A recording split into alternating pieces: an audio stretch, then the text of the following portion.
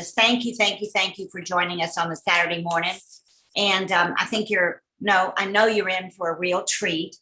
Dr. Maul is part of our GCU family, part of the advisory board for the Dissertation Collaborative, and wears a wide variety of hats. She has been in the academic world for over 40 years and has a bachelor's of science from MIT and was a visiting scholar to do her dissertation work at Harvard's Center for Moral Reasoning. And she has a doctorate from Rutgers and an honorary MBA from WIU. Additionally, she has done extensive research on a wide variety of topics from leadership to global planning to strategic and process improvement and innovation. She was an assistant professor at Rutgers University. And she's done some research on the psychological influence of Zoom on doctoral students. So maybe another time we'll get to pick her brain about the results of those findings. That would be quite interesting.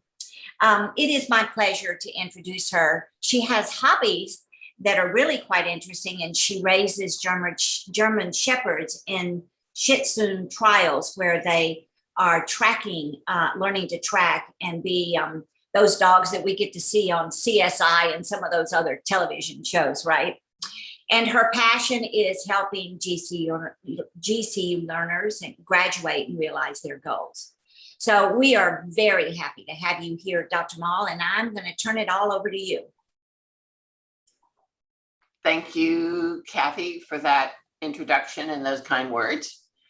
So with that, let me start and just set a context. I spent a lot of time talking about scholarly writing and scholarly thinking, not only because it's going to help you do proposals, dissertation, journal articles in the future, presentations, but it's the exact same skills you need in leadership roles. Having been a corporate officer, a lot of movement up through organizations, whether it be education or government or the business world, depends upon your written skills and your oral presentation skills. And as I'm talking about scholarly writing and scholarly thinking, it's appropriate for both. It's not just for your proposals, dissertation, doing articles or doing research. It's how you think, and that same form of argumentative thinking can be really critical to your job in the future. So it's a great skill to build for the future as you use it to save time to get through your research. So with that in mind, there are a few perspectives that we're going to talk about and some things you're going to work on as we go through this presentation, this session today. I'm going to talk a little bit about the art part and the craft part of scholarly writing. It involves both.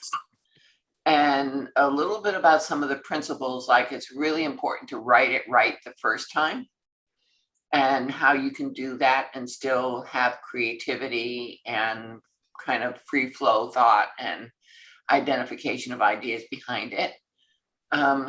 It's an opportunity to demonstrate your talent or talents, both in the creative part and the structure part. And then there's some principles and practices that I'm going to talk about that I've observed and my learners have told me about over the past 15 years. I hope within about a year and a half to have had 50 graduates. So I've seen a lot of people go through the process. They grow through the process, and I've grown through the 15 years. So I kind of look at how I support and coach learners very differently. And these are some of the principles that have really stood out to enable them to do their research and their dissertation both quicker and better. And so one of them is about, and we'll talk about this, creating the right environment for writing and scholarly writing and scholarly thinking. Also about how to organize your scholarly sources and articles and use them and do it thoughtfully. Talk about why this is an argumentative writing approach. It's different than many papers that you write in classes. It is about you proving your positions not proving somebody else's to write a paper. And so it requires a mindset change.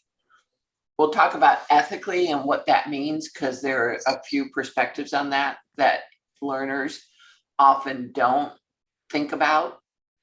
And then we'll talk about how you actually structure a section, and we'll give you a little bit of time to work on thinking about your methodology for your dissertation, or if you're writing an article for your article. I'll provide you a writing template. The purposes of a template is not only to learn how to do something, but it's to turn what is a way of doing something actually into internalizing that as a writing practice. So you don't need to use the template, because that's the way you write naturally if you use it often enough. And then we'll talk about how to make your writing brilliant, about it being clear and concise and correct and compelling to your readers, whether it be journal readers or your committee. And finally, although it may seem like a lonely journey, there's an opportunity to engage a lot of people in your journey. And then we'll work on an activity with you justifying and thinking about your methodology, and have some discussion around that. And then finally, some reflection and time for additional questions based on what I've covered, and based on some of the thoughts you have about your research.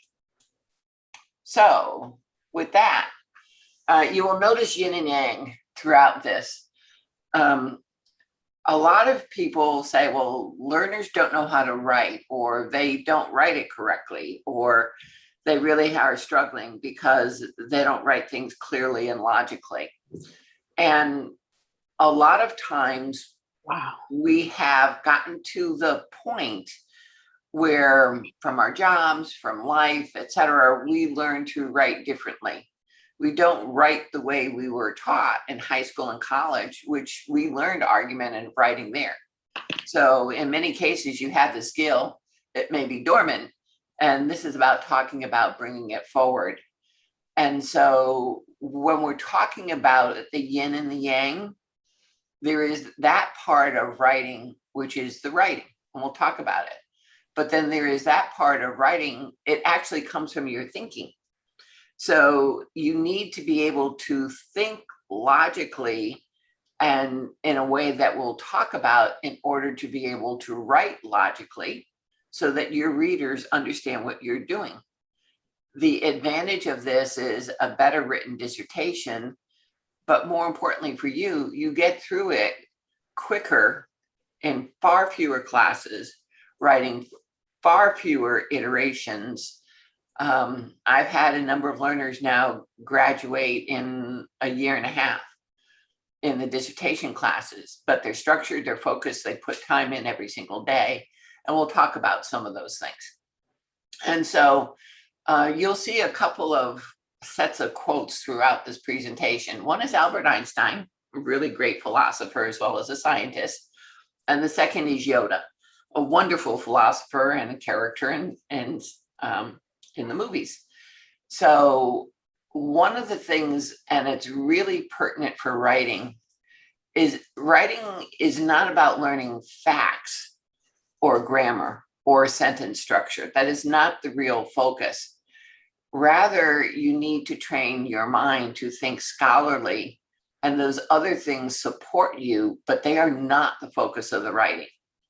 Your scholarly thought is.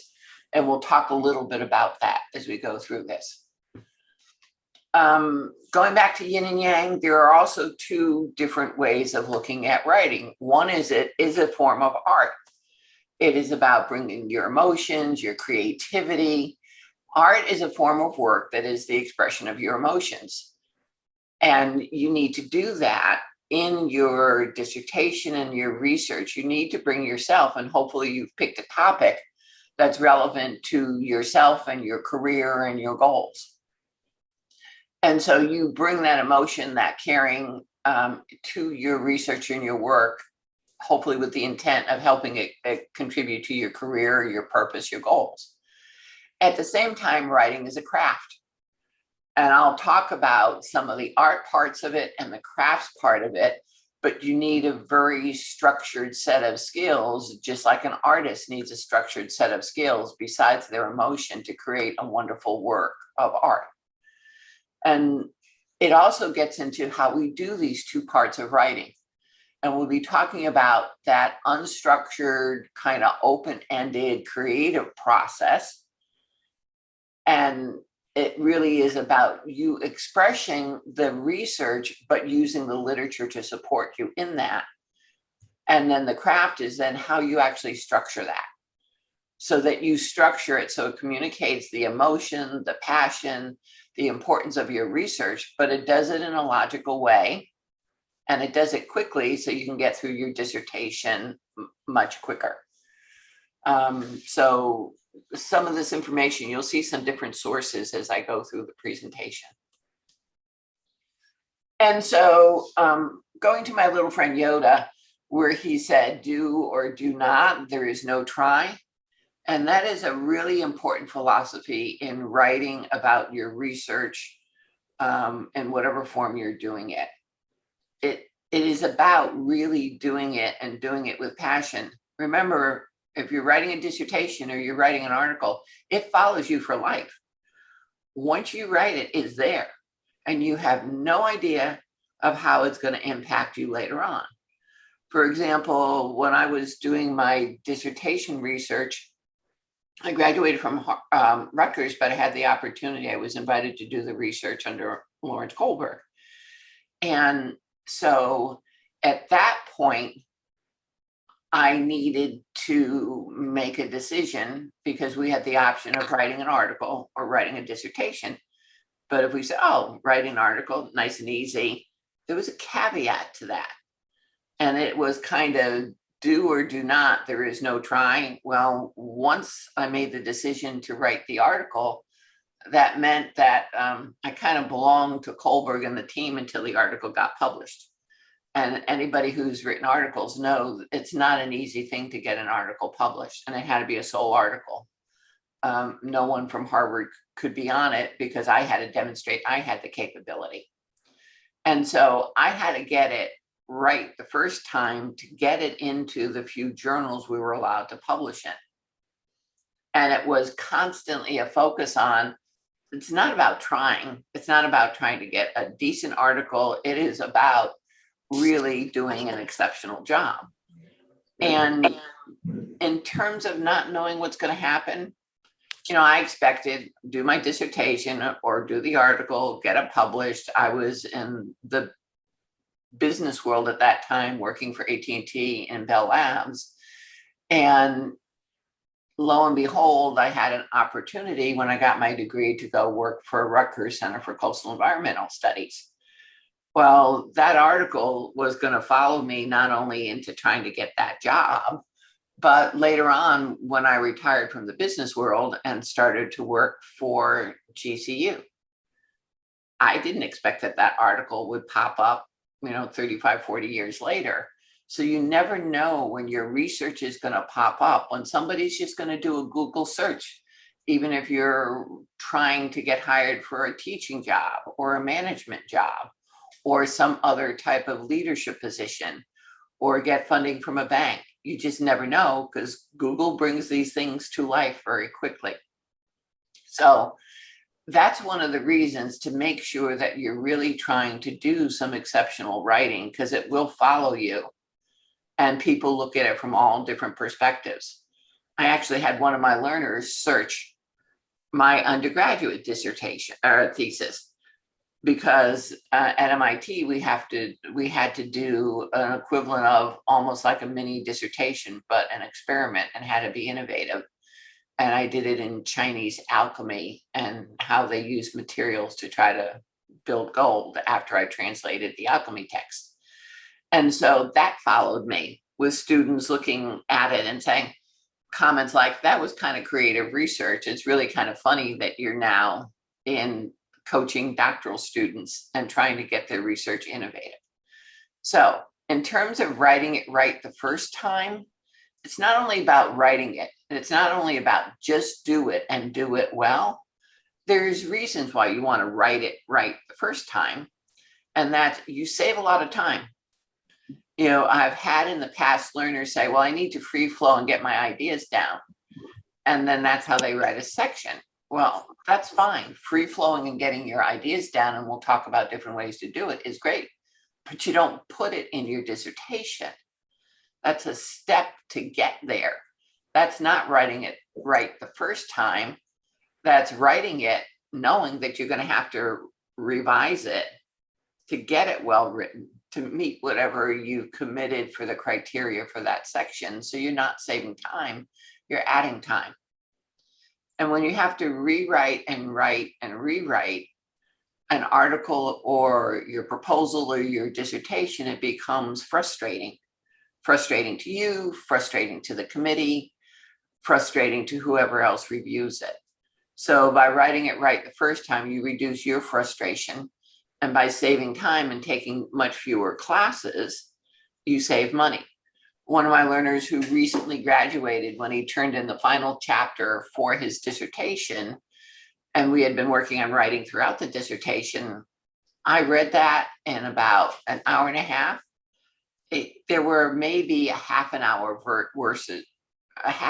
worth of things he had to revise because he wrote it right the first time. So the time from writing his chapter 5 that he spent in it to me reviewing it to making the revisions was under 3 weeks. And so when you perfect this practice, this habit, it can save you tremendous amount of times. And so what are kind of the principles of writing it right the first time? You need to separate your free flow ideas, the generation, the art part, the creativity, from the structure of actually writing a section. And we'll look at that process. And in some ways you can do some free flow ideation, but I tell my learners, don't ideate in your dissertation template or your dissertation document. Do that somewhere else, on a piece of paper, through some of the techniques that I'm going to mention, on an easel, on paper, newsprint on a wall, but not in your dissertation, because then you have to write, you're guaranteed to have to write at least one more version. The other thing is it's important to create and ideate and actually do a good job of that, and then structure and write using the information you created. But it's not that information that you write down. You have to take it and structure it.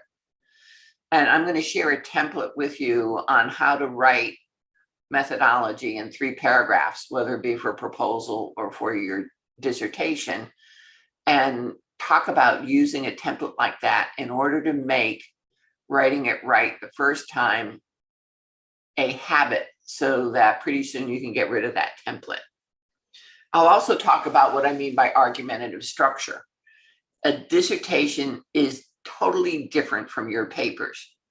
In your papers, you were taking ideas from authors and using them to address a writing assignment.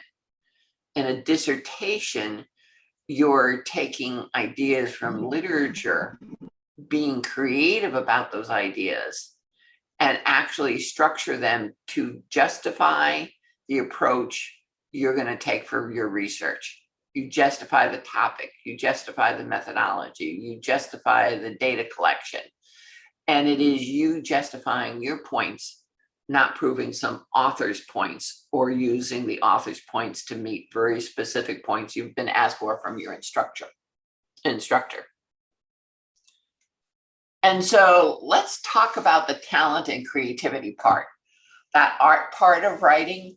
Indeed, you want to generate ideas, and some people just generate them on paper, but there are actually other techniques you can use. And I've identified some things here you may want to take a look at and think about to actually make your creative part of writing more valuable.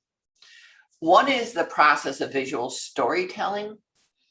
And although you're not necessarily telling a story, you're developing a clear argument, and you're kind of integrating a set of arguments and supporting evidence like a lawyer does, as you're doing that, as you're writing each section.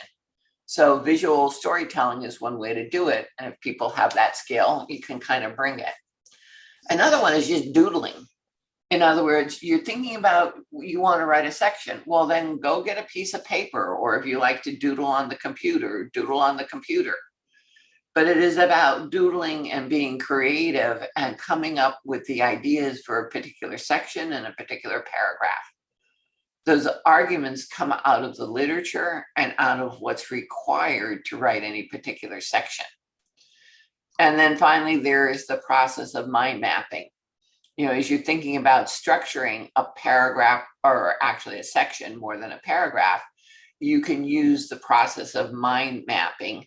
And there are all different places that you can learn about mind mapping. So on the creative part and the free flow thinking to come up with the ideas to put in any single paragraph, think about it. Use some other skills you may have. It may be visualization of the ideas. It may be the way you just doodle creatively, or it could be actually creating something like a mind map. But if you're going to be creative and engage in the art part of writing, think about developing some new skills that may be important for you in the future as well. And so once you've done that creative part, there is now that structured part of writing, of creating your arguments, of writing each of the sections. And there are some principles that I found that are really important that people don't think about, but have come out as I've had various conversations with my learners about what makes them successful, what's working, what's not working. And I'm going to kind of go through those. One is having the right environment for writing. And that's not a simple topic. So we'll talk about all different things that can create that right environment. We'll also talk about organizing and using those scholarly sources, those articles, the information you're going to use to put together your arguments and the citations. You're like a lawyer. You're going to prove some point in a paragraph. You're going to present your arguments, and you're going to present citations, which is your evidence, just like a lawyer does. We'll then talk a little bit about what is that argumentative writing approach? How do you actually structure a paragraph? And basically every paragraph in your dissertation can be structured this way. Also talk about writing ethically. We all know about plagiarism, but ethical writing is more than just avoiding plagiarism. And then we'll talk about how you can actually sit down and make sure you have the right resources so that you're addressing whatever the criteria are for a particular part of a dissertation, using what you've been told are the requirements and using exemplars. In other words, good examples of dissertations or proposals similar to your own. Next, we'll actually have a chance to create a section using the scholarly writing template that I'm going to provide you. And I'll take you step by step on how to do that. And then we'll talk about, hey, quiet. Excuse me, I have 2 dogs and sometimes people at the front door. We'll talk about how you use the template to write a section, and then we're going to spend a little time with you all generating some arguments of why you've chosen your methodology. So you could probably, no matter what stage you're in, you could go and write the justification of your methodology, either as bullet points for a presentation or as writing it as a section. I want to help make some of the things that we talk about come alive for you, so you see what that end product can actually look like. And I've had people, once they've seen the methodology section, if you have a couple of articles on qualitative versus quantitative, write that section in no more than a half a day, a few hours. And then we're going to finally talk about how do you make it brilliant? What does it mean to be clear, concise, correct, and compelling? So going into, and I want to cover some of these principles about the right space, about making sure you have that comfortable environment for a long period of time, that you have the right mood, the right things motivating you, the right energy, the right materials, the right articles, and the right physical setup.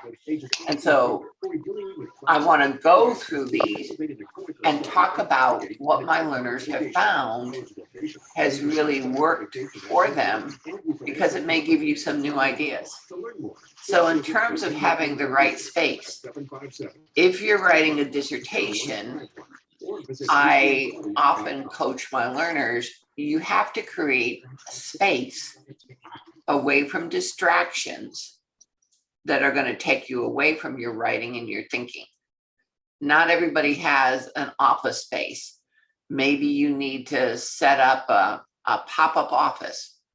And if you do need to do that, then you need your computer, you need your articles, you need whatever else you need.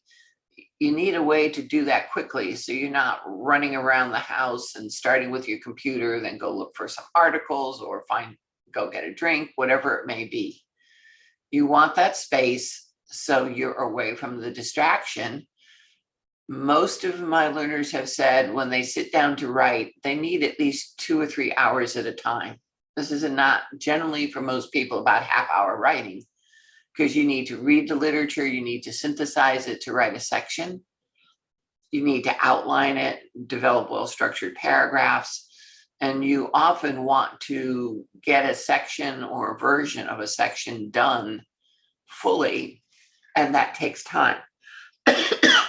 I've had some learners that say they just said they have an office and they put signs on the doors to keep people out and negotiate agreements with those they live with that they need their space to do their work. Others set up a pop-up office in a part of the house. Some, in order to make that more like an office, actually have a screen that they can set up around them to give themselves a little bit more privacy. Others go out and write. I actually, when I'm working on an article or something else, I used to love to just go sit in Starbucks, because that white noise gave me the space that I needed. So different people need different environments. There are times when I used to, when I was living up particularly north in Scottsdale in the desert area, take one of my horses, go out for a ride, and go find a mesquite tree and sit down and play on my mini laptop.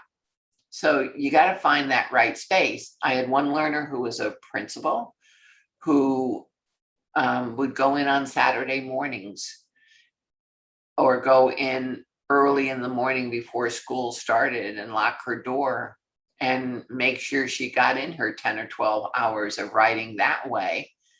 And people respected her time when the door was locked and it was before working hours. So find that right space.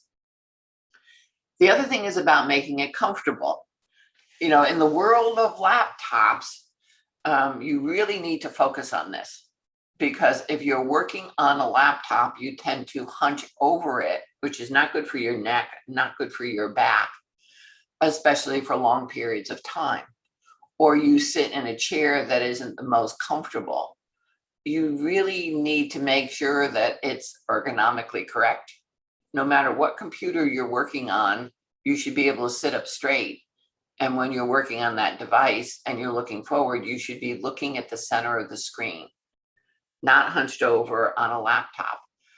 That means that you may want to raise your laptop on something and then have a separate keyboard, so you're not using the laptop keyboard. For me, when I set up my office, I still have a regular computer, and I actually have 2 TV screens, so I can have everything I need up, and I really want a 3rd TV screen, and TVs are much cheaper than monitors. So I have 2 42-inch TVs, and we'll soon have a 3rd one. So find that right environment. Some people do it on their laptop, but make sure you can raise it and look at it. There are actually portable type screens you can attach to your laptop, so you can have 2, but make sure you're comfortable and have the right chair. And then you want to have not only comfort, but you want to have the right mood. you want to be in the mood for writing. Maybe you go out and get your Starbucks, or you make yourself a latte or some great iced tea and you bring it with you. Just FYI, can people turn off their speakers because we're hearing some conversations in the background? So you want that right mood. And actually, if you go on the internet, you can find music for writing. So if you like some music in the background, go check out some of those tunes to see what people have shown is good background music for writing.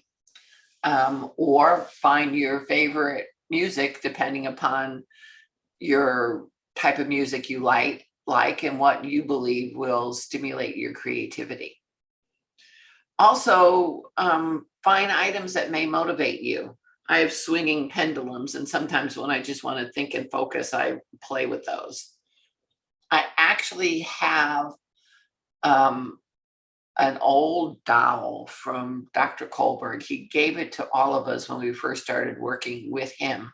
So it's more than 40 years old now. And it looks just like him with the spiked hair and the bow tie. And when you grab him by the neck and shake him, he screams. And so when I get frustrated, it's a great thing. Other people hit something or throw something, but don't hit the dog. Don't yell at your kids. Find a more creative way to get rid of your frustration. In terms of energy, a lot of people don't realize writing takes a lot of mental energy. It's just like my dogs that I train for the Schützen sport. One of the things they have to do is be able to track a person on a trail that's, let's say, up to 6 hours old. Well, you think about it, they're only going to track a mile. All they're doing is sniffing the ground and following the scent. That's no big deal. They're not even running or doing the high-end exercise, the work that they do in protection work. But you take a dog out tracking and they are exhausted, especially if you do 2 tracks, and all they're doing is using their mind and sniffing and following a track.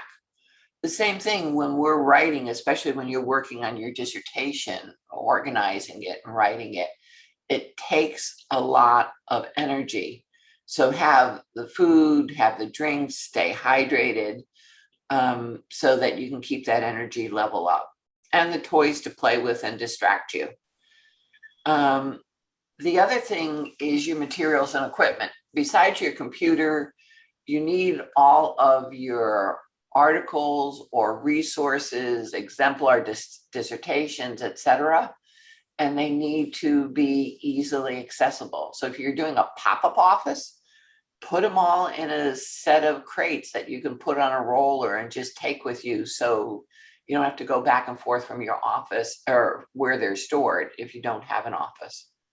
And even if you have an office, it's often a good idea to clean off your desk and have them easily accessible. And we'll talk about that. And then finally, the articles. Those articles and resources, although we all store them on the computer, many of us actually photocopy them and put them in binders. Remember, when you first read an article, you need to highlight it, tab it, identify what parts of it you think you're going to use to write up your dissertation. You don't want to go back to your 75 to 200 articles and have to reread them. So the first time you read through them, you want to be highlighting them. And then finally, that physical setup, as I mentioned, make sure it's both for efficiency and your health. Have the right lighting, have the computer set up the right way, have the right chair, do whatever it takes to make you comfortable and ensure you're not going to end up with a headache or a neck ache or a backache or whatever, and that it is efficient. You have easily access to the materials and you're comfortable while you're using the computer so that you can work for 2 or 3 hours at a time. So that's about having the right environment. It is really important. And the environment is all of these things. All of these things together will make you more effective and more efficient in writing. So I mentioned about organizing your materials.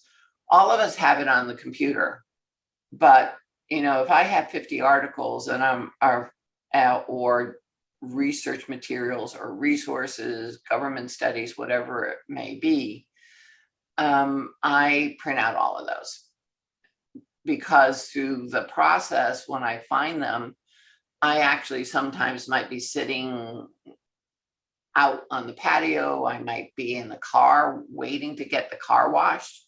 I always have articles and materials with me that I can read, because it's amazing how much dead time we have. If you had an article with you, you could use that time and therefore not have to have structured time.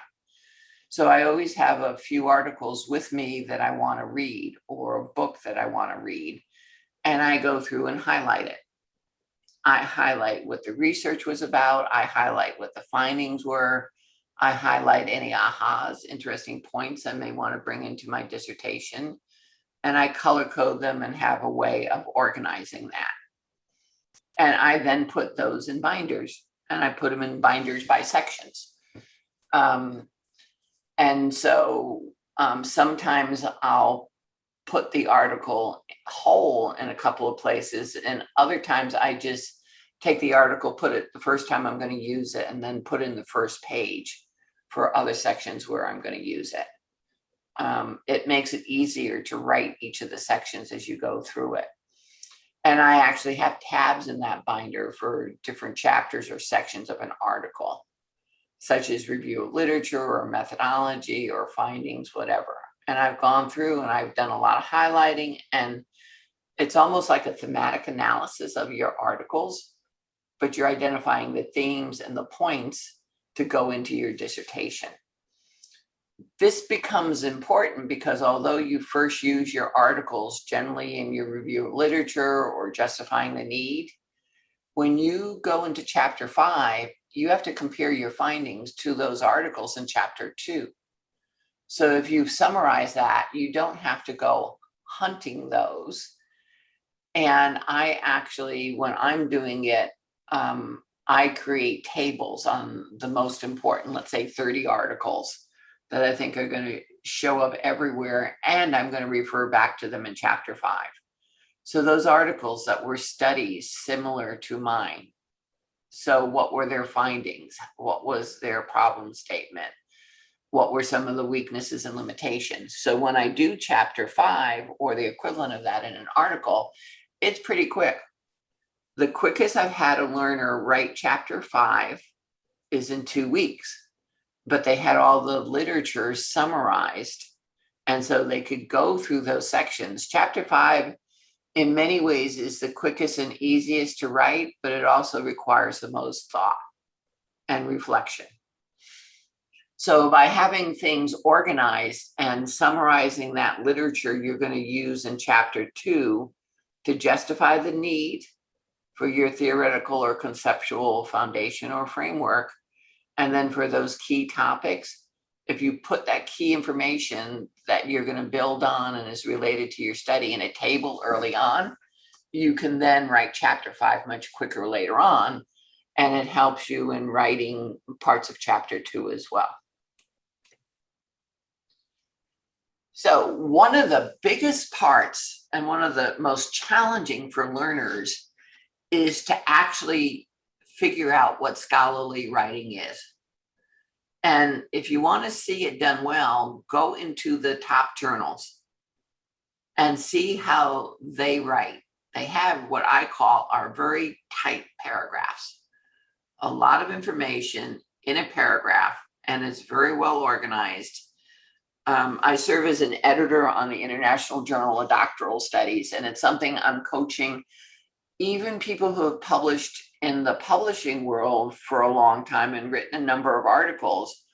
Often the articles they turn in aren't well structured.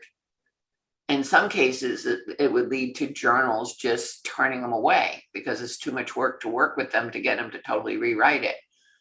In the International Journal of Doctoral Studies, we have the philosophy that even if we don't accept an article, we want to help the author know exactly what they need to do to improve it. And this is one of the areas that comes up 80% of the time. And so the feedback is you need to use scholarly writing and scholarly thinking, which just is argumentative writing. And it is a very simple process. And I'm going to go through kind of what defines it. It's based on the argumentative writing style we learned in high school and in college. And life gets in the way and we forget it and don't use it anymore. It is very structured, it's formal, and it's logical. And I'll talk about what that structure and logic is about. It is not about your free flow thoughts. It's not about your perspectives. It is not about what you personally want to prove. It comes out of the literature. And the thing about the writing is it reflects your thinking. So when you're organizing this, it's got to be based on your scholarly thinking, and you turn that into the writing. And so what is argumentative writing? Argumentative writing is creating paragraphs, with each paragraph communicating your position or the point you will prove or make. You then put together a set of arguments and evidence, just like a trial lawyer would. Here's what I'm going to do. Here's the set of arguments and evidence from the literature. It's not your personal perspectives or stories from your experience. Those generally are not used in dissertations or scholarly articles. Occasionally you might put in a story, but it's about the research. It's not about the stories you bring from your work experience or your life experience. And it's based on the language of your discipline, and each of the disciplines, whether you're in healthcare or psychology or religion or education or business, there's a different language. And you learn that language by reading a lot of empirical articles in that particular field and from those particular types of journals. That's why if you're not reading empirical articles, and I'm not saying dissertations, I'm saying empirical articles, because that's the next higher stage. That's what you're really aiming for. You're not going to learn the jargon, and you're not going to be comfortable with writing in that way. And so it also conveys perspectives based on the literature. You need to eliminate bias. I've heard learners say, well, I've got to really prove that this principal didn't know what they were doing, or this principal was egocentric, whatever it may be. When you come to do a dissertation, you're coming to explore and understand or describe, not to prove what would be a hidden agenda or bias. If that shows up, it really is going to hurt your end product. And for me, in one case only, the person would just not give it up. And they really had an agenda of proving somebody was wrong and unethical. And we can't support that type of research because it becomes unethical research, and it would be against IRB and has possibilities of slander and libel attached to it if that information ever got out about the organization or the people you were writing about. So you got to avoid any form of bias. It doesn't mean you can't present your points or perspectives, but it has to come from the literature, not from you. And the other thing is the writing has to be focused, clear, and concise. And that requires a lot of discipline. So, as I mentioned, writing is an art, and it's created like any other art with creativity and generating ideas and your emotions and your perspectives. But it is also crafted by you. And that's where you take those free flow thoughts, your ideas, and your perspectives, and you use a very structured set of steps. Focus on what the criteria are from your school or from your chair, and you use that, hopefully using a very simple writing template. And so we'll take a look at, and I'm going to actually go through step by step how you use a template with an example of how you prove whether your methodology would be quantitative or whether it be qualitative, and kind of write that section in 3 paragraphs. So I mentioned ethics. You need to write ethically. We're all familiar with plagiarism. you have to credit the authors for their ideas. That's why you provide citations. And you use citations with page numbers for direct quotes. You use it when you paraphrase information or where you summarize information, like here are the 10 steps for doing thematic analysis. When you paraphrase or summarize, you're rewriting the information in your own words. You have to internalize that information, understand what it means, and then rewrite it. It is not merely about moving around phrases within sentences. And so it takes a little bit more time to paraphrase. In dissertations, I know I expect that my learners aren't going to have more than maybe 5 to 10 situations throughout the dissertation where they're actually doing original citing and putting the original words in there. Most of what you do in the dissertation is you synthesize the information, you paraphrase it, you summarize it. One of the things I tell my learners as they're writing their proposal or dissertation, leave the page numbers in, even for the paraphrase information and the summarized. And here's why: it helps you save time. And it allows your committee to go and check. We find with a lot of learners, when you're first paraphrasing information, they paraphrase and say, well, here's what the author meant. Well, where did they say it? Well, they didn't say it. What did you paraphrase? Well, I'm paraphrasing what they meant. Paraphrasing means you can go into the article and show your chair or your committee or a reviewer the exact sentences or paragraphs you paraphrased. And so you want to be able to demonstrate that. When I read my learners' first stuff, I'll say, okay, show me the sentences and let's talk about how you paraphrased it. And often they didn't paraphrase it, they added their own perspective. So by having these page numbers in and working with your chair, your committee, if you have a content expert, it allows you to go back. Second reason to have those page numbers in there is if somebody reads a section that you paraphrase and they say, I don't understand it, you don't want to try to rewrite a paraphrase because you're likely to change the content. So you want to go back to those sentences that you originally paraphrased, and you want to make sure that you are paraphrasing what they said. Okay. And so at GCU with our learners, I actually tell them to leave the page numbers in until it goes into Form N format for the final review before it goes for Dean's signature. And so it saves everybody a lot of time. The other thing, and as it's part of this, make sure you cite everything and you cite it correctly. That leads to another critical part, because dissertations and articles get published. You need to make sure you do not credit the author for ideas they did not directly communicate. That's why you need to paraphrase what they actually said. You have to be able to point out that where that direct quote or paraphrase information or summary came from. If you can't, and we've had one learner who didn't, he basically went through and a lot of his citations were his own ideas. He was paraphrasing what he thought the author meant. And so I really try to focus on this with learners. Make sure when you paraphrase, you do it. You can't try to make what they said be the evidence that you need, let's say to prove the need, to demonstrate there is a gap. And that's where we see it happens a lot. Make sure that you are actually supporting information with what they said, or go find another source.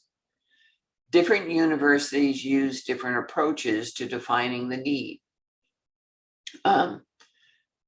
I work with some students from other universities. Some of the tier 1 universities, you could never use somebody's recommendation to do future research. They don't consider it innovative.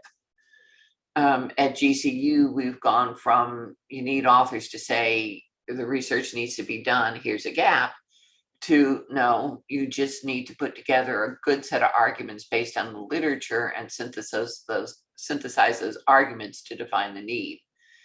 Every university is different, so you need to understand how you define that need, and what's acceptable and what's not acceptable. Okay, so to remember this, you need to make sure, and we're all familiar with plagiarism, don't steal words from an author's mouth.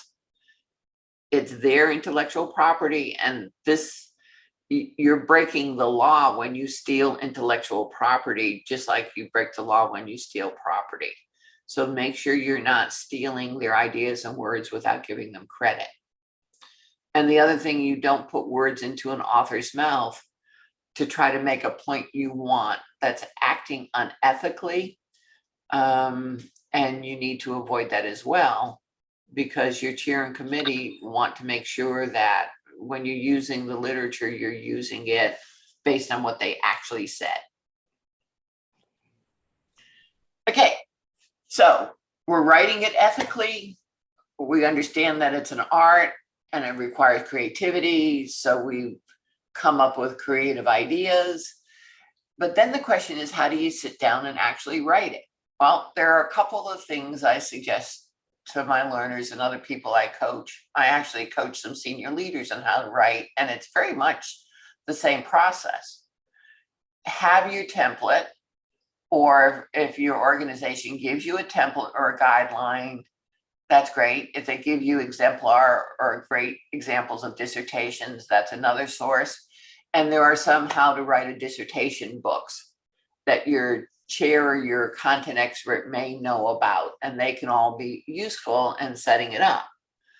But basically, each one of these begin with setting up and developing a set of arguments in these paragraphs. So in the GCU case, we have criteria for every single section. And you can use those criteria to develop an outline for that section. And I'll show you how that's done with our example. And sometimes that involves developing subsections. You know, although you may have a template that says here are the major sections or guidelines or examples of dissertations that have major sections, it is a great idea to develop subsections for anything that's more than a page long or so, because you guide the reader through your logic. It makes it easier for them to understand, even if your logic isn't perfectly developed, those subsections help communicate it. Then within them, you need to develop your paragraphs. And each paragraph, whether it be a paragraph using literature for justification, which is a lot of what you do in chapter 2 and to some extent in chapter 5. So you're making a point and you're using the literature to support it. You do that in the methodology. So you're supporting your idea. In each of those cases, the topic sentence is the point you will make. It may be, you know, there's a societal issue regarding effective learning for remote students.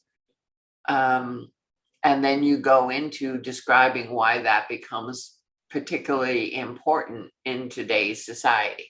What are the arguments from the literature and what are the citations you can have to prove that? But you need that topic sentence. You'll see topic sentences when we do methodology. One of them is very simple. The best methodology for this dissertation is quantitative. And then you're going to prove that. And you prove it through this next step. You develop the arguments specific to your study, not generically. And you identify the citations and paraphrase them that provide the evidence for that argument. And you'll see how we've done that in a couple of different ways. And then remember, writing is guiding your reader through your logic, your scholarly thinking. So then you end the paragraph with a transition sentence to the next paragraph or the next section. And it's particularly important at the end of a section to transition the reader to the next section. And when you finish writing a section, make sure the paragraph's on a logical order, just in case the criteria weren't. And you would say, well, that's obvious.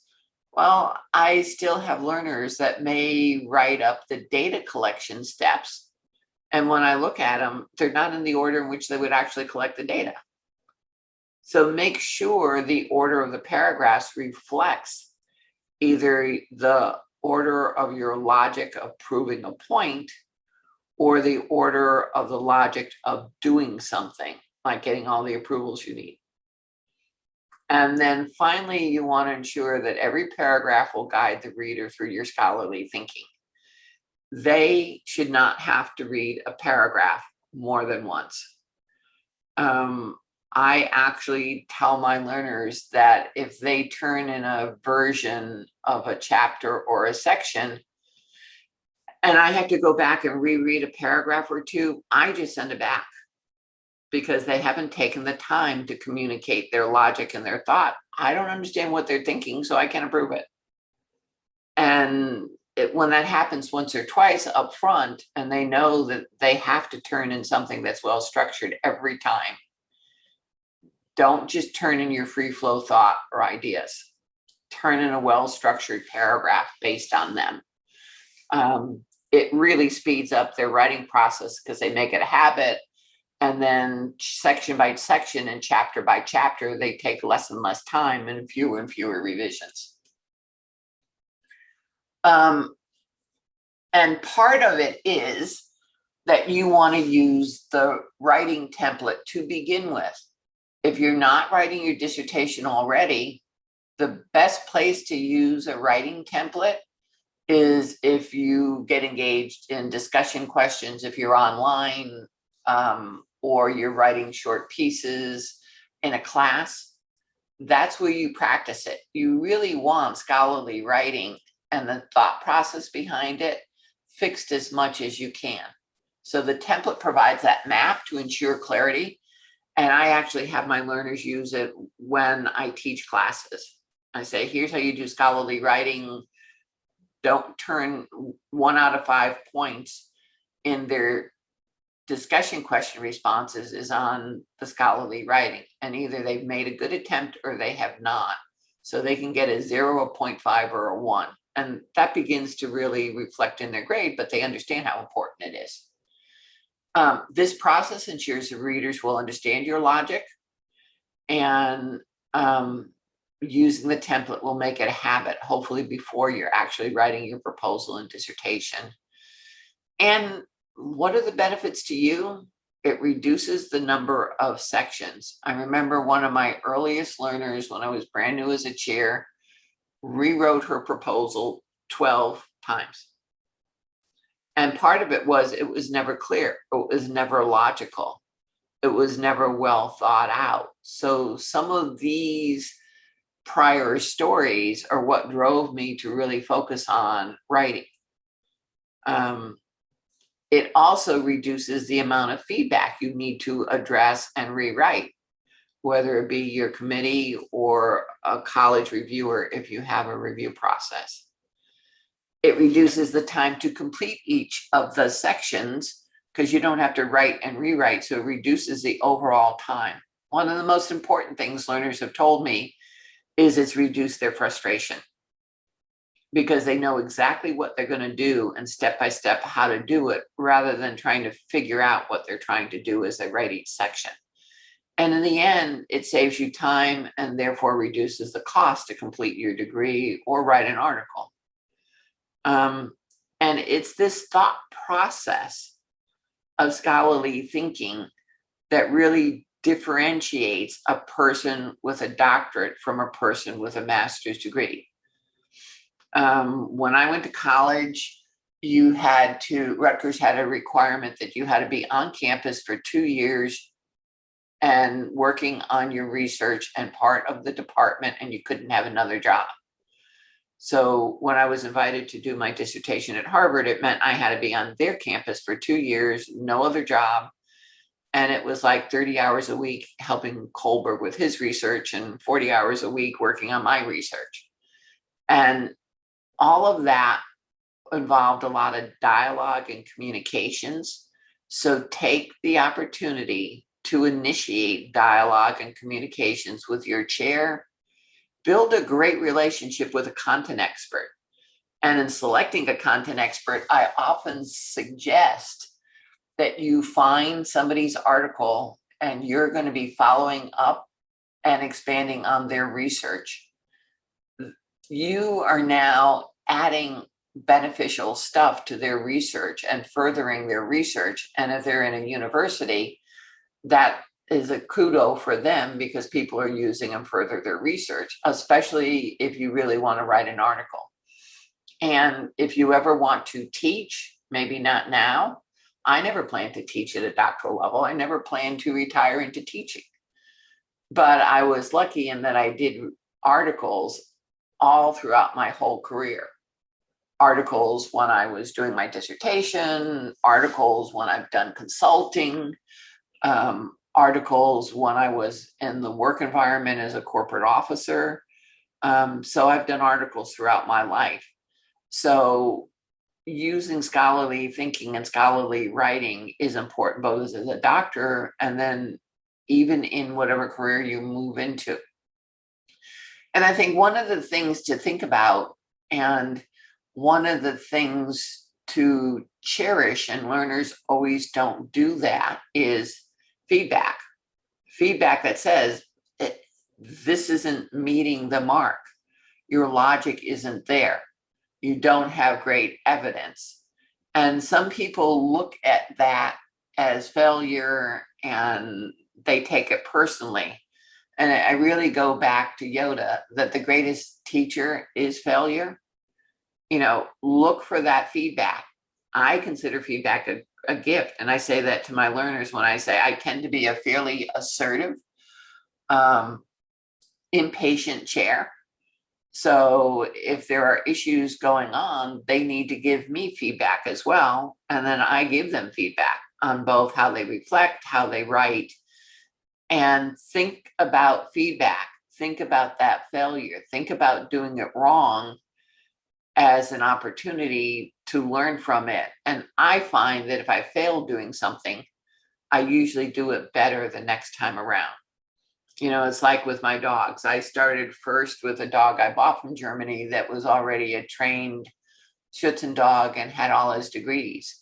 And I made a lot of mistakes showing that dog. He taught me a lot of stuff because he knew what he was doing and I did not know what I was doing.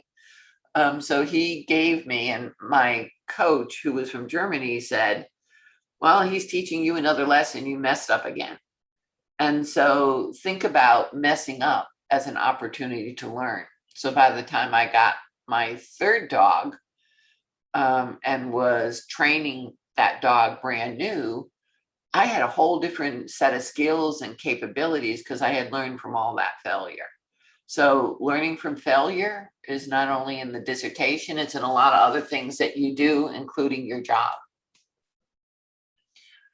And then kind of the last principle about making it brilliant. Always take the time to reread every paragraph. A good paragraph is something that's motivating, really creating something. It engages the reader, so they're understanding your scholarly reasoning and your scholarly logic. So edit it for word choice. Word choice is a big, big thing, and learners don't often think about it. And I've seen chairs who have not even mentioned it. But the choice of a word about keeping writing simple, see people use the word utilize all the time. Why use the word utilize when all you mean is use? Keep your wording simple and clear. You're not there to try to impress the reader with long sentences and big words. And I see that as an editor in the journal. It immediately makes me think about, what is this person trying to prove? Are they trying to impress me? That really doesn't help in getting something approved. It tells me that there are some other agendas that are going on. So keep it simple, keep it clear. That means editing for your word choice. It should be appropriate for your field. It should be appropriate for what you're communicating. And the reader needs to understand what you're saying. Also edit for grammar. It's about clear, simple, short sentences. I ask my learners, I really don't want to see sentences over 3 lines long unless you have a series of numbered points or short points you're making.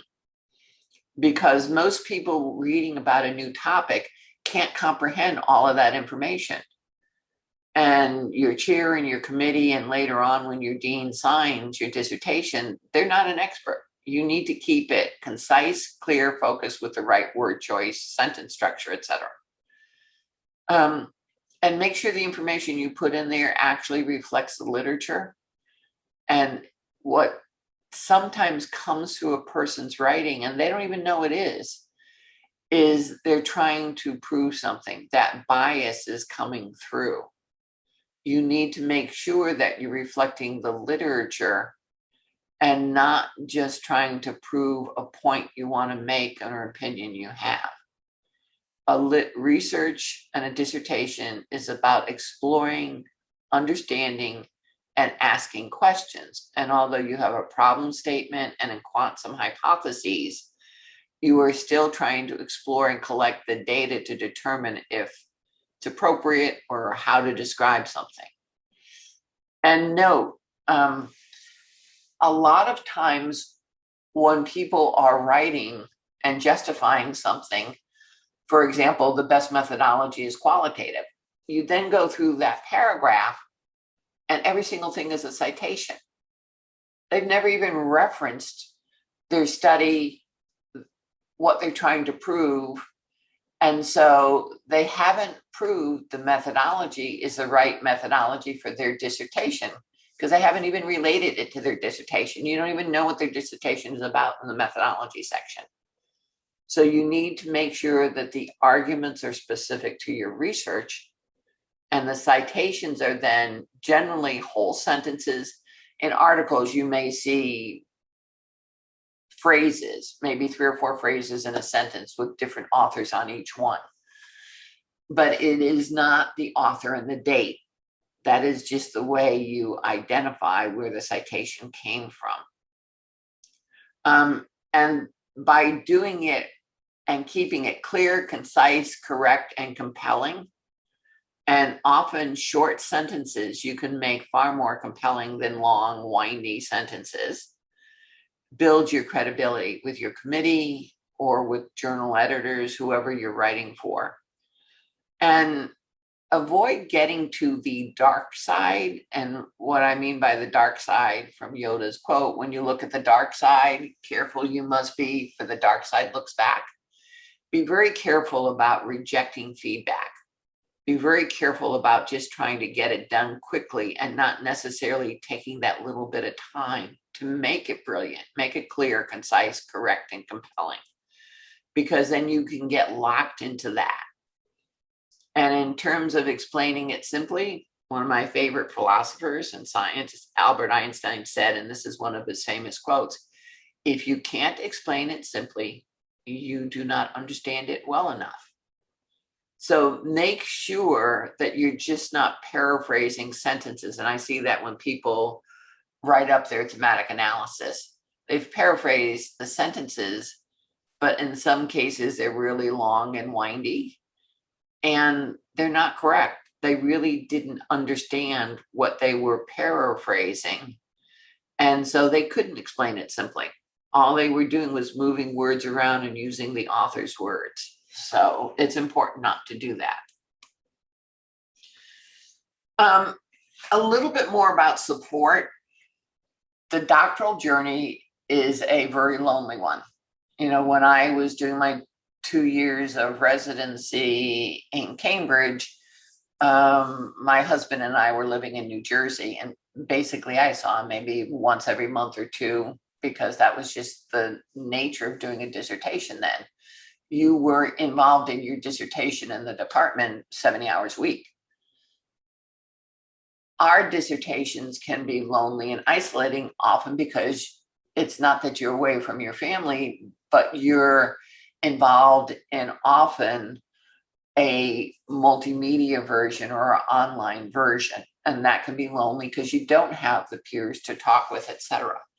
So it's important to engage others. And one of my learners, Michelle Sandoval, did a really interesting qualitative dissertation on what enables learners to succeed in completing their dissertation, and looked at some of the aspects. So it's an interesting piece of work to read. One of them is creating a network of peers. Although you may be alone in some universities in the journey, in others you're in a class, and in others you may go to residency, there are other opportunities to meet peers. Create a network of those peers. Identify the people, similar topics, maybe located near you, you just get along, you have the same career path, whatever it may be. Create that network of peers. And I did have one group of learners who actually set up so that they had Zoom meetings for the whole group a couple of times a week, and they just turned on Zoom to create the environment that they were working as a group. And they may be each working on individual pieces. They'd stop and chat for a while and take their breaks together. And so they created that sense. And Zoom is, one of the advantages of COVID is it gets us to use Zoom more creatively. I actually, from COVID, have met 4 really dear friends that I probably didn't talk to for 5 or 10 years. And I now have dinner with each one of them via Zoom. One is in Ireland, another one is in Chicago. Others, I have one friend who never know where she is. They're always zipping around the world. And once a month, we have a Zoom dinner. Somebody decides what the recipe is, sends it to the other person, and we rotate back and forth, and we pick out the wine and everything else. So you can create a social environment. You may just want to have a lunch or a dinner or some form of other interaction with your peers. Also think about mentors you have a relationship with. There may be people in your organization that can give you some feedback or coaching, whether they've done a doctorate or not done a doctorate. You can get their perspectives and have conversations with them from the real world.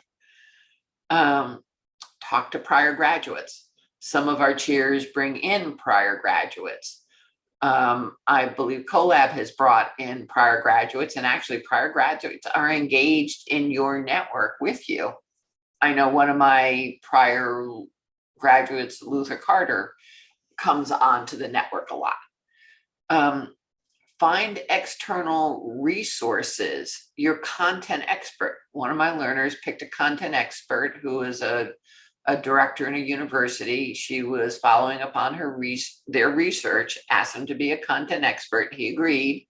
And he also did consulting for the FBI and the CIA on the science of physiognomic.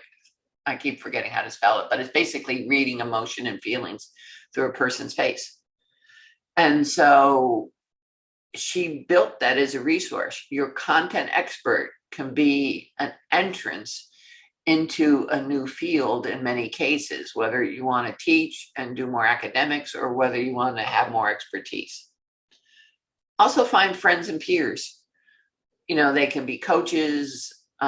This is a pretty frustrating process. Sometimes you need to just let go and complain and gripe and scream, whatever you need to do.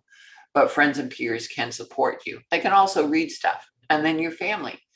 And people often don't think about that, even your children. So here's some of the ways that I've had my learners say they've used peer and friends. For sharing learning resources, if you're working on similar topics, there is nothing to say you can't send your resources to each other. In fact, if you think about the research world, we share articles when we're faculty all the time. They can be used for emotional support, and you need it. This is a hard process to go through, and it can be very frustrating. They can give you access to resources. It may be access to people to talk to. It may be when you're finding your sample, way to get to some thought leaders, whatever you may need. Also use them, don't give them a whole chapter to review, but you may want to have them review sections, or when you're getting ready to present your prospectus or proposal dissertation, to listen to it and give you feedback. What didn't they understand? Where were you kind of didn't show enough energy? And then you're also take that opportunity, whether it be your significant other, your roommate, others you know, to celebrate your successes. If they've been helpful, take them out to lunch, do whatever, bring them a bottle of wine, whatever it may be, or a great homemade cake that they might value.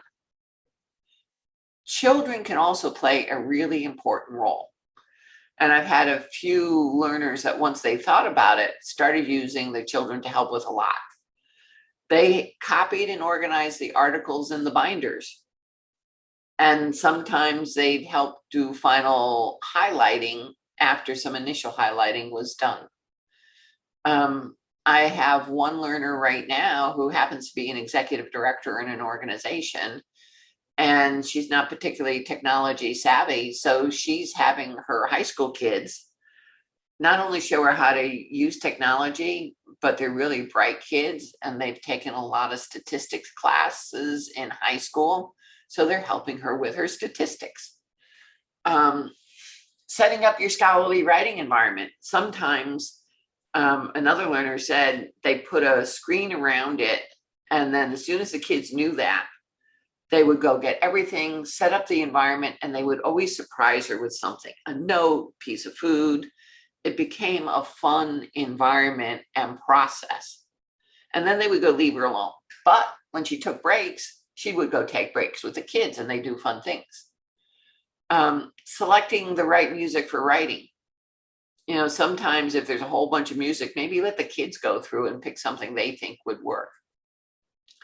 And then taking the time to celebrate with them their accomplishments, how they were creative in setting up your office, how you really appreciate what they gave you. Maybe they drew a picture of you in a cap and a gown, and now you're going to pin it up because it's going to remind you that you're going to graduate and they care about it.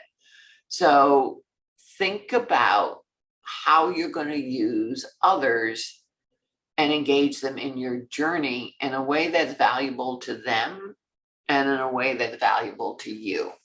So it goes to that yin and yang, me, them.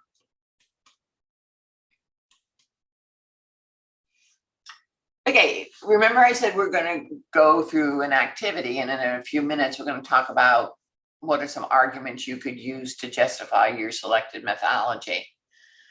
And this goes back to Einstein, and who's a fairly famous, actually recognized as a famous philosopher as well as a scientist.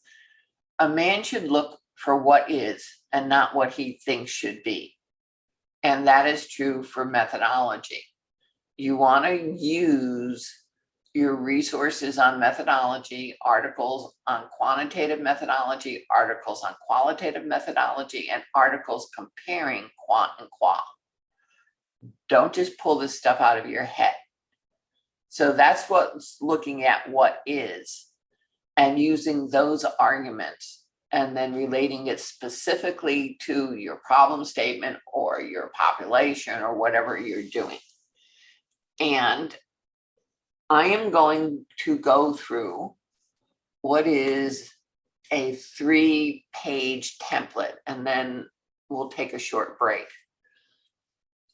And that 3-page template I put together as, here's how you can write the justification for the methodology that you're selecting for your dissertation in 3 well-structured, logically organized paragraphs.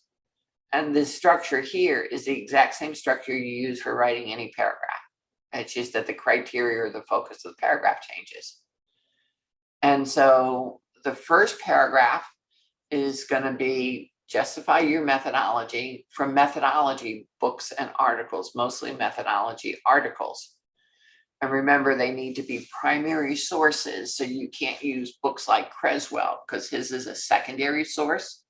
Those aren't all his ideas. He's summarizing ideas from everybody and synthesizing them. But books like the case study book by Yin, that is original thought. Robert Yin is one of the 3 world leaders in case study. And he actually comes from the world of quantitative analysis. And I knew his mentor and worked with him when I was at Harvard. And so he comes from hard experimental research and moved over to case studies. And so you'll see he uses quant and qual.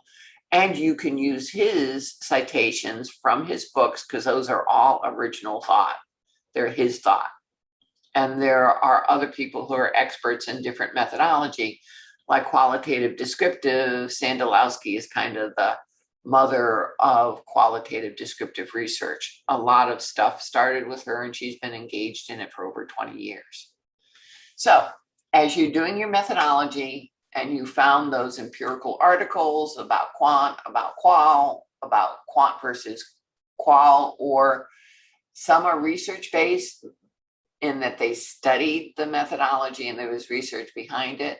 Others are thought articles. So you can also use those thought articles that you will see in journals like Qualitative Researcher and Quantitative Researcher. So when you're going to write this section, you are justifying your methodology. Are you going to do quant? Are you going to use qual? Are you going to use mixed methods? At GCU, we don't suggest mixed methods because then you have to have qual research questions and quant research questions. However, there are a number of what we call qualitative designs that actually allow for the collection of numerical data and qualitative narrative data, such as qualitative descriptive, such as case study, such as grounded theory. And so those allow you to do almost like a pseudo mixed method as you do a detailed description of the phenomenon. So I am going to go through an example paragraph by paragraph that is justifying a quantitative study. And the study was focusing on the relationship of emotional intelligence and job engagement. In other words, the emotional intelligence of leaders influences the job engagement of the people they work with and engage with. So the first thing is to make sure you know the criteria. What is the focus of this paragraph? If you have a template, it might be in there, or you might need to talk to your chair and say, I'm about to justify my methodology. Here's a way I could do it, or is there another way you would like me to do it? And besides asking them, also ask them for exemplar. What are some good dissertations? And of course, if you get a dissertation, generally chapters 1, 2, and 3 are the proposal. Then you have an exemplar of not only the proposal, but the final dissertation, and it's been fully reviewed. So from either your template, what your chair or committee have said, what your methodologist has told you, you're going to identify the criteria. The first one that we have at GCU is identify and justify the methodology from the literature on methodology. This is not from empirical articles. And so then the process is, then you develop a topic sentence, your arguments, your citations, and then a transition sentence. And I'm going to go through how those were developed. So a topic sentence here could be, the optimum methodology to study the relationship between the variables in this study was quantitative. And so it's well known that quantitative looks generally at the relationship between variables, which could be variables and or groups. And so now the learners got to prove this specific to their study. And that goes into developing the arguments. Generally, if you have 3 good arguments, it can be sufficient. If your chair wants more than that, maybe you have to do 2 paragraphs on this, because a paragraph should generally not go over 6 to 8 sentences. And remember, in APA, a paragraph may never be more than 1 page. And if it's more than 6 or 8 sentences, generally the reader won't be able to follow it. So now you're confusing the reader and you'll probably have to rewrite it. So next, you develop the specific arguments that are specific to your study. And then you're going to find citations supporting it from the literature. Now, although I show the argument followed by the citation, the way you actually find these citations and give you ideas for creating the arguments, because there's no place to go find that set of arguments. You read the articles on quant versus qual, and you underline what might be good citations that are relevant to your particular study. So in this case, the first argument was the relationship of variables. So the focus of the study was to examine if there was a relationship between the variables emotional intelligence and job engagement. And a citation supporting doing that and why you use quantitative came from Mertens. Quantitative methods can be used to define relationship between variables, which was the focus of the present study. Please note, Mertens is not at the end of the sentence. Make sure when you put in the author and year within your citations sentence that you put it next to what they said. Mertens never said it was the focus of the present study. So you cannot put his name at the end. You have to put it next to what he said. And maybe you might have 2 points in this sentence, which is quantitative methods can be defined relationship between variables, Mertens, as well as the differences between groups. And you have another citation for somebody else, which was the focus of the present study. Okay. Second argument. The results were expected to generalize the relationship of emotional intelligence and job engagement to the population of special ed teachers in Arizona. That is one of the reasons we do quantitative research. By collecting this quantitative data in larger, with larger samples, we can then begin to generalize it. But if you read some of the new guidelines coming out from the American Psychological Association, and they provide articles on how to write qualitative and quantitative articles for journals, they're basically saying you need to generalize, but you can't do it one study. But quantitative does it to a greater degree than qualitative does. And you'll hear generalizing talking about with quantitative, and transferability talked about often with qualitative, although there are individuals like Yin that argue you do generalize with additional cases. Okay, so the results were expected to actually generalize this information to the population of special ed teachers in Arizona, or it might be special ed teachers in one school district, whatever it might be. So the supporting citation or evidence is quantitative research should be conducted when there is an objective to examine an existing condition, the current people in the study, with the intent of generalizing it to a larger population or target population or the entire organization. And there's a citation for that point. Then the third argument was validated surveys appropriate for the target population were available for both, and that should say variables. And sorry, I'm putting this together. Okay, I messed up the last argument. Go back.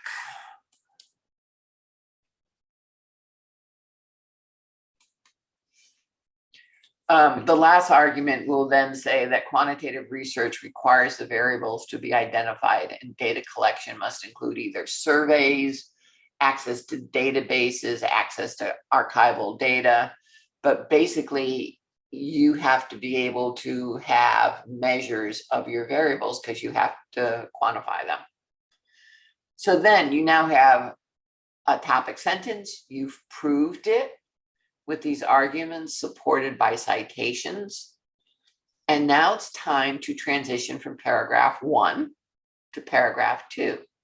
So you look at the position you're proving in each paragraph. In the first paragraph, the position you proved is quant is the best approach based on methodology literature. The next paragraph based on the second criteria is quant is also in quant, it's also important to justify it from related empirical studies that are similar to yours. So the transition sentence going from paragraph 1 to 2 is, you don't say the next paragraph going to do this. You transition them. What did you do in 1? How does it lead to 2? While quantitative methodology is ideal for methodology articles, it is also the best alternative from similar empirical studies. And so this paragraph is done. You put these individual sentences, etc. There's no wasted space, no wasted sentences, no wasted ideas. You take this out, it is a paragraph, and it's an 8-sentence paragraph. So it's under what should be a good paragraph. So then we go to the next paragraph, looking at the next criteria, which is identify and justify the methodology from similar or related empirical studies. And then you're going to actually do that. You're going to justify from similar studies. And so you develop the topic sentence. Prior similar empirical studies used quantitative methodology. That's the point you're going to make. Or you could say, in that, further evidence for the use of quantitative research can be illustrated through similar studies which also use quantitative methodology. There are lots of ways to develop these topic sentences, but they need to make this point if you're addressing this criteria. And so now you develop those arguments, and they're specific to your study. So the first one, the focus of the study is similar to studies looking at emotional intelligence and job engagement across different target populations. If it was used across different target populations, it's reasonable to assume it will work in a new target population. And so here the evidence is a vast amount of previous literature in a variety of populations using or looking at emotional intelligence and variables similar to job engagement, such as job satisfaction, use quantitative methodology. In this case, the writer is only showing those particular studies. You might want to write a sentence specific to each one of those. So for example, A&O looked at the relationship between emotional intelligence and job engagement and the subvariables of job engagement. Another study looked at emotional intelligence and job satisfaction and talked about the relationship of satisfaction to engagement. You could add a further cited sentence if you wanted to make the argument stronger. I didn't do that here. And note, there are only 2 arguments, so I could add those 2 or 3 sentences and I'd still stay at my 8-sentence or 9-sentence limit. And then the next argument, the results of the prior research in different populations yielded significant relationship between the 2 variables. You could have said all the time or 70% of the time or whatever. And then the evidence is using quantitative methodology to study the relationship between AI and similar variable found significant results in each of these 3 studies. Once again, it lists them. There's probably not a need to talk about the significance, but you could add the significance level or whatever in a follow-up sentence.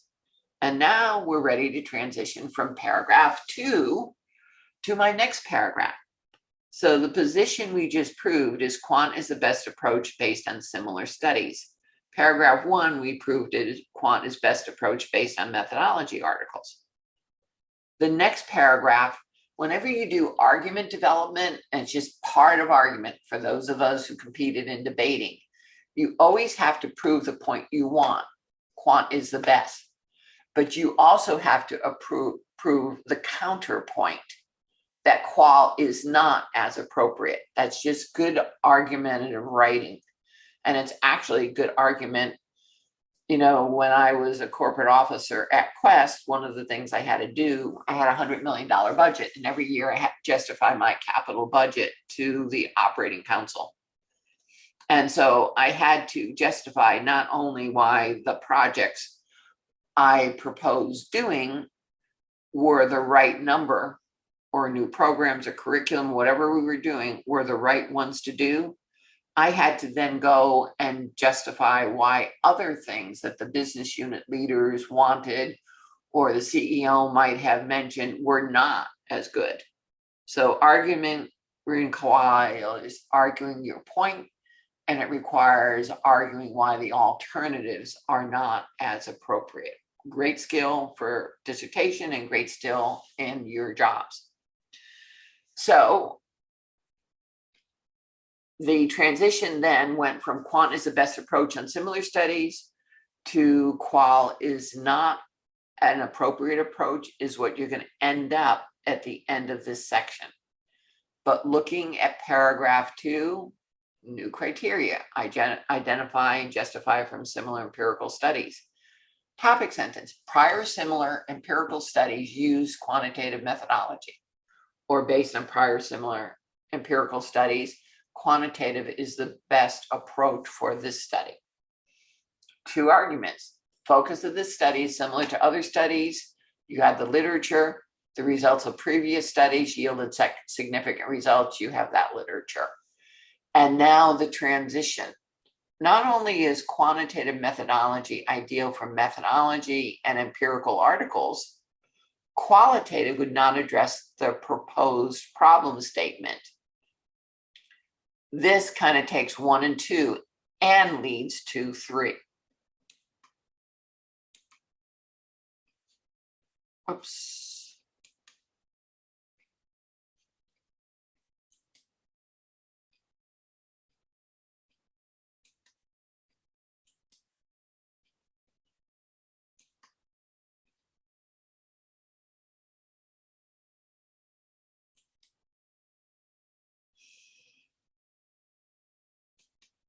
Okay, my apologies. Paragraph 3 didn't end up in here, but I will tell you what paragraph 3 is.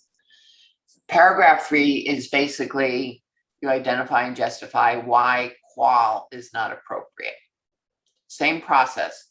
Now the criterion is identify why qual is not as appropriate, and I'll get the corrected PowerPoints to Kathy and Lori so they can put them up for you. Topic sentence would be something such as qualitative research is not as appropriate for this study. And then you would have arguments such as the focus of the study is to understand the relationship between variables rather than to provide an in-depth description of a phenomenon. And then you could have a citation that says, while quantitative is used for describing variables, qualitative is used for describing the phenomenon. So you could build the argument as well that qualitative research engages individuals in providing a detailed description of the phenomenon rather than looking at the relationship of variables needed to generalize this data to special ed. And the citation would support the idea that quant looks at generalizing relationships while qual looks at providing in-depth descriptions of the phenomenon from participants' perspectives. And now you would have a third set of sentences to show the transition, not from the third paragraph of why qual is not appropriate, but it could be from the first, second, and third, or the second and third, and you transition to the next paragraph. So it could be something such as, this paragraph just proved that qual is not appropriate. The previous paragraph proved that quant was. It could be a sentence such as, while it is clear that quantitative is the best approach from the literature on methodology and similar and related studies, it is also clear that quantitative provides an appropriate design And so that could be a transition sentence that says, while quant is the best and qual is not appropriate, as we've proven, quantitative methodology provides an ideal design for this study, which in this case would be correlational research. And the next section goes through all the designs and justifies the designs. Okay.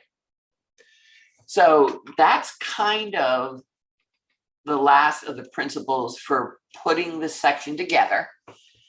And I don't know if Kathy or Lori are on the Zoom I am. call. Do you take a break at this point? Yes, Dr. Maul, this has been a fabulous presentation. We generally end this call at around 10:30 Arizona time. Okay, so let's not take a break then. Okay. And I do have some questions that I've written down to give you from learners. So just as wherever you're ready at that point. Okay, so let me just kind of summarize. So one of the things you could do and get together with your peers on, or doing another session, is actually generate these arguments. Read some articles, get together with a group, generate all the arguments you could of why quant, all the articles of why qual. And when you do it with people doing quant and people doing qual working on it together, you get the arguments to be able to write both sides. And then in the end, celebrate each paragraph, each section, each aha or information you get, and do it with your friends, do it with your peers, do it with your children. It's a long journey, so have some fun on it. And so this is the time for burning questions, emotional reactions, any reflections. And Kathy, are you going to read the questions or pick out the ones you think I should answer? Yes, I have picked out a few. And to everyone, if there are other questions, pop them in the chat if we as we end this call, and I will give them to Dr. Maul, and we'll get some responses back to you if we don't get to your question. There was a couple of questions early on. Do you have any comments, ideas, thoughts in terms of appropriate lighting? You spoke about lighting, having the best lighting in your work area and your workspace as you're working on your dissertation. Any comments that you might have, Dr. Maul, as it relates to lighting, whether it should be yellow, bright light, whatever? Great question. It really depends upon what your preference is. My preference is, because I have big screens, is to keep the lighting in this room yellow based. It's much easier on your eyes and more relaxing and everything else. And actually in my office, these lights are on a rheostat, so I can dim them. So today I have them pretty bright, but often I'll have it much dimmer, almost dark, because my screens provide a lot of light. And because I have big TV screens, I'm almost 3 feet away from them.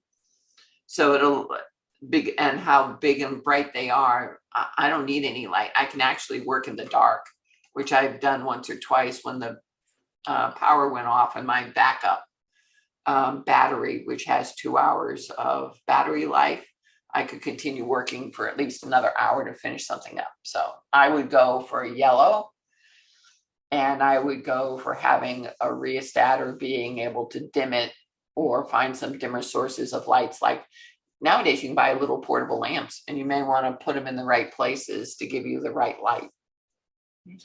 Thank you, Dr. Maul. I'm going to bundle up this question into, there's 2 questions, but I'm sort of bundle them up so that you might be able to address it. There was a question as it related to your experience in coding, and then maybe tap that into or weave that into your experience in a best systematic process of developing the coding, developing your overall research as you're putting your sections together and you're coding them, and how you're developing that process. I hope that was clear. Yeah. I'm just going to talk about coding high level. Okay. I consider coding is an art and a craft. and it should be play. And I'm actually working on creating some videos with my learners of how we do it playfully together. So if you can code with other people, coding is a process of highlighting, not phrases generally, but one or more sentences. So avoid using the automatic coding function in Max QDA, which is meant for content analysis and used in quantitative research a lot.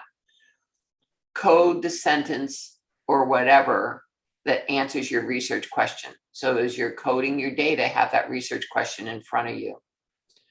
You color it, you name it, in time you put a definition.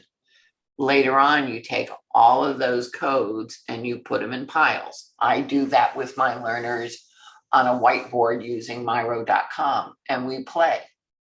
We play and put the similar codes together. Then we play and take little words from each of the codes to write a theme. It is the art of play. And so that's something I think Dr. Wieters and I are working on together, different aspects of coding and thematic analysis, because there are many different approaches. And then actually showing you how to do it, which basically you can't find in the literature in terms of the physical ways of doing it, that are more typical of when you're in live situations. Like when I was Kohlberg on campus, you'd have all these sticky notes and people would be moving them around on the board. So that's my perspective. Okay. It's art of play, and you have to have a code book. And sometimes you pre-develop those codes for models and theories, and that's called deductive reasoning. Sometimes you use a more inductive approach, and sometimes you use what's called a realist approach as opposed to inductive and deductive, where you're coding the processes and the backgrounds that explain a causal phenomenon. Thank you, Dr. Maul. That was a great explanation. Can you restate, can you restate the myro.com site that you use? Yeah, it's miro.com. And it doesn't it's a site that provides Zoom-based tools to use for planning. You can actually, as a student, get a free, you can get a free copy of it, so you can use the basic whiteboard. And if you're faculty and teach at a university, you can get a free subscription that's a little bit higher level. Thank you, Dr. Maul. And we have time for one other question. Again, we will get the other questions out to everyone that was on this call. When we think about argumentative writing, Dr. Maul, and you were mentioning that, in each one of the sections, there was a query by a learner that indicated the question as it relates to, should they in each section do the argumentative writing style as you suggested? And also, do you happen to have, or do we have a resource that's available to learners that we could send to them that is a template for argumentative writing? The template I gave you is the template for argumentative writing. It is simple process. You're going to use it both for the literature-based ones. You're going to use it for your methods, like here's the steps in data collection with no citations. It is used in every single paragraph, because in every single paragraph in a dissertation, you're either trying to prove a point or argue how you're going to do something. Here's the steps I'm going to use for thematic analysis. Or here is the process I'm using for data collection, which has no citations. So it's used in every paragraph. And the simple approach is what I've given you. Topic sentence to prove your point, matching argument citations, and transition. That's it. Thank you, Dr. Now there are, and Kathy, maybe you and I can look for some other articles on argumentative writing. Okay. But I've tried to simplify it and say, if you do it this way, it is argumentative writing. Okay, thank you, Dr. Maul. I appreciate so much your taking the time to answer the questions from the learners. It looks like we're coming up on that 10:30 hour. We are so excited that we had so many of you join us this morning. And listen in on this very valuable presentation. Any closing comments, Dr. Wieters? Any closing comments, Dr. Maul? No, I will get you the revised PowerPoint presentation. Okay, thank you so much. Dr. Wieters? Dr. Wieters? She is on a real time at the collaborative. Sorry about that. I'm here. Okay.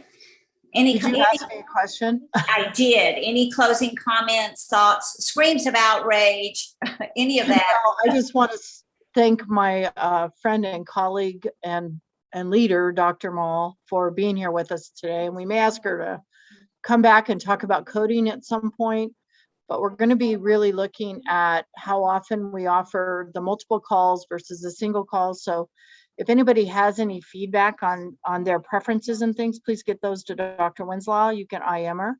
Yeah. Thank you again. And we will talk to everyone soon, I guess, in next month. Yeah. Kathy, do you know what or Dr. Winslow, do you know what the next meeting is? November, not off the top of my head. I'm sorry. I don't want to misquote that date. Yeah, thank you, Dr. Wieters. Dr. Maul, we certainly appreciate the updated version for the presentation, and with your permission, we will get this out to learners that are on the call, and make sure that they have an opportunity to revisit and relearn as they need to in looking at the PowerPoint. Do you have that date, Dr. Wieters? All right. Go ahead, Kathy. Do you have the November date? November 13th. Thank you. Thank you. Any other questions? If anybody has feedback, also send that to Kathy of what they might want to see in this presentation in terms of revisions, et cetera, or more information. And as I adjust it for that missing slide, I might be able to adjust some of that as well. Okay. And I thank you, Dr. Maul. I noticed that people everyone have a phenomenal weekend. Kathy, any final thoughts? Yeah, I noticed, Dr. Wieters, that people are putting their emails in the chat. Did we want to leave it open for a few more minutes? Yeah, we'll leave the chat open for a few more minutes. And also we can post on the dissertation page. There's a dating site, if you will, where it's in the announcements where we ask people to locate people near them and to create those connections and those networks. So make sure you go in there and look at that. And maybe there's an opportunity for us to post anybody with common topics, because then you can share resources. So that'll probably be something you'll see in the next few days. All right, everyone. We're going to leave. All right, everyone. Leave it up for a few more minutes. With all of our hearts and minds clear, I want to wish you the very best month ahead.